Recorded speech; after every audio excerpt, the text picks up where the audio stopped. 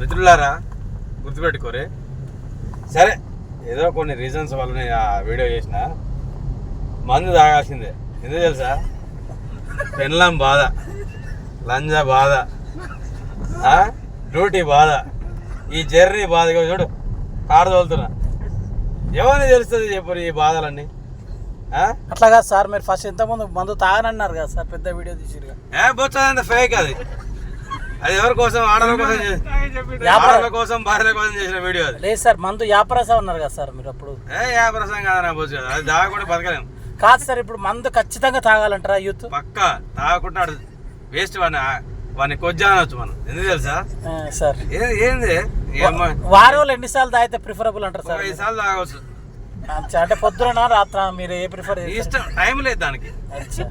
Timing అనేది sir తాగనుడు మనిషే కదబ్బా. స్టఫ్ ఎప్పుడు తీసుకోవాలి సార్? స్టఫ్ నీ ఇష్టం, నీకు తాగుడు ఎక్కువ అయితే బంద్ చేయి, లేదా మంచి కోసం. అంటే ఇంకొక డౌట్ ఏంటంటే, ఎప్పుడు ఒకే బ్రాండ్ తాగాలని ఉందా, ఏదైనా తాగాలి? అసలు గుడుంబ కూడా తాగవచ్చు, ఎందుకంటే పరిస్థితిని బట్టి అవైలబిలిటీ.